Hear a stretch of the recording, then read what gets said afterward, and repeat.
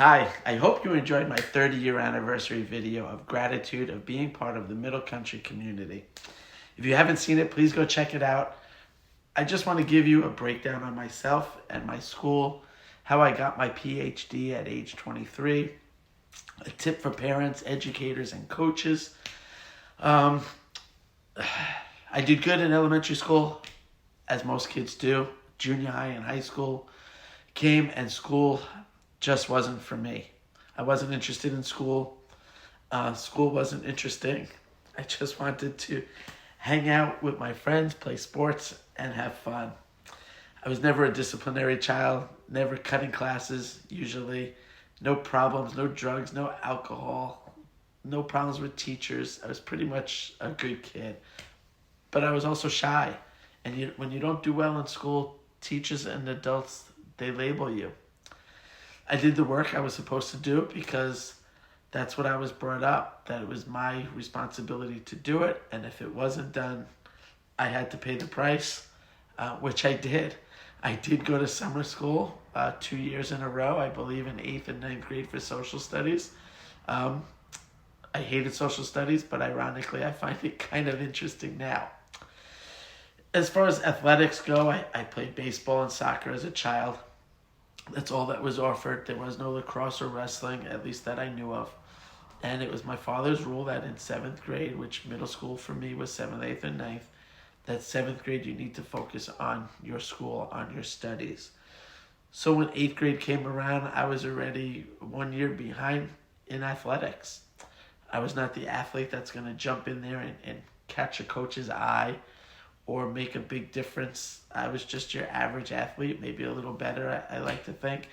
But I was intimidated by the other kids, by the other sports. I was pretty good at almost every sport, pretty well-rounded, but never the best, never the greatest, never a star. Never really played high school sports. I played soccer in 8th and 9th grade in junior high.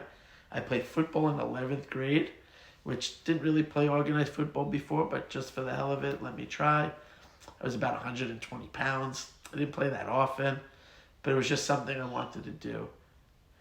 Of course, I did martial arts through high school. I remember my first lesson. I remember getting my uniform and bringing it to a card game with my friends. And yes, I did play cards at 14, 15. So don't judge me. But I remember my black belt test. I had great times at that school. Eventually, I was allowed to work there when I was in college. And because of that, that built up my confidence to open up a school. It was great times there. How I got started was my brother did martial arts first. We were not allowed to go at the same time. Lucky for him. I had to wait till he stopped. He did. I believe he got to green belt. And then I was allowed to go. I went, obviously, all the way up to black belt.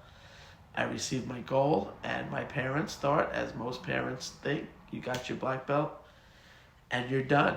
And if I wanted to continue, they said I had to pay for it.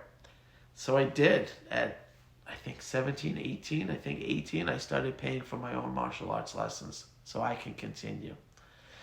I ended up working there, as I said, and the rest is kind of history. A good friend of mine, while we were there, we were going to open up a school together. He was amazing. He helped me out a lot. But he was the skill, the technician behind everything. I was just going along for the ride because I love to do martial arts. Next thing I know, he backed out after me telling everybody this is what I was going to do after college. I couldn't go back. I couldn't back out. I said, what the hell? I have nothing to lose. I just graduated college, and let's see what happens. I didn't want to be a failure. I didn't want to be a quitter after telling everybody that's what I was doing, telling friends and family. Deep down, I didn't want to prove everybody right about what they thought about me. So back to school, and I just got by in school. Teachers never thought I'd be anything. Friends probably didn't believe in me. Maybe even family didn't believe in me. I was a good kid, but as I said, I was quiet, I was shy, and you get labeled. I went to college. I started off at Nassau Community for 6 months. transferred to Oneonta. Oneonta invited me back to Nassau Community College, where I went for another semester and ended up transferring to Hofstra. I did graduate with a business administration in management, and to tell you the truth, that didn't help me one bit in my business. Not at all. However, I did get a degree.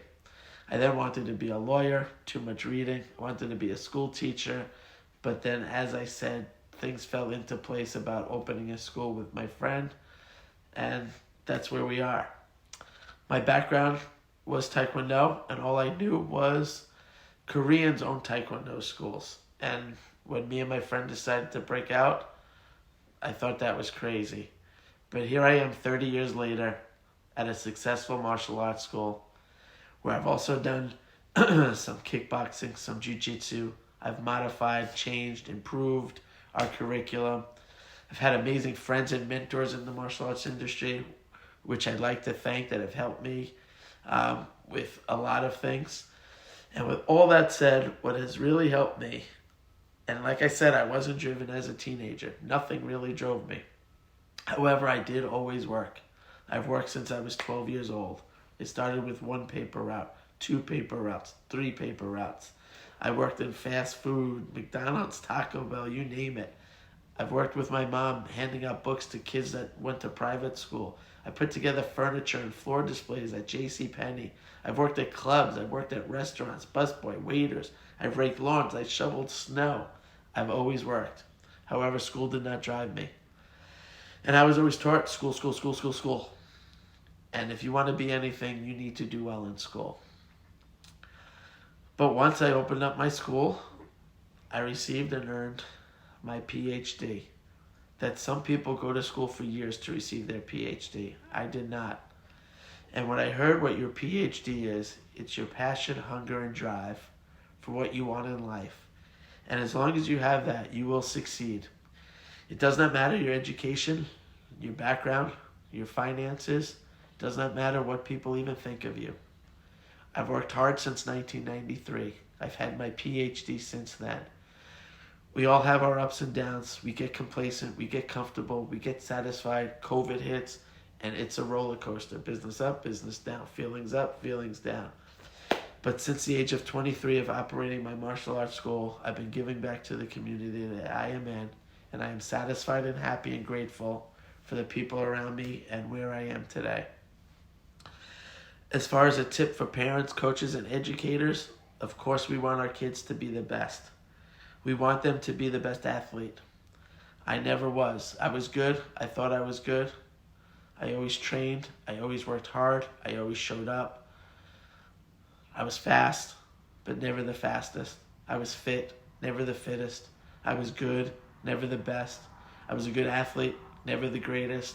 I worked hard, but never the hardest.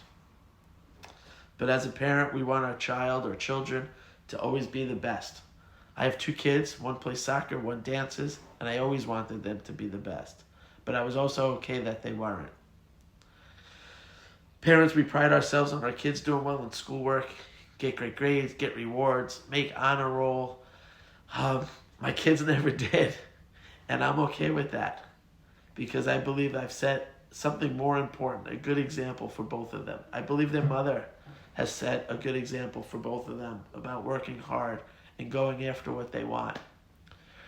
Both my kids are good, never in trouble, no alcohol, no drugs, no legal issues, no problems. They'll find their way. And to tell you the truth, I'm not worried. I'm proud of both of them, and I will support and encourage them every single day, and they will be okay. They're both at that college age. Kids go to college and college. What are you doing for college? Where are you going?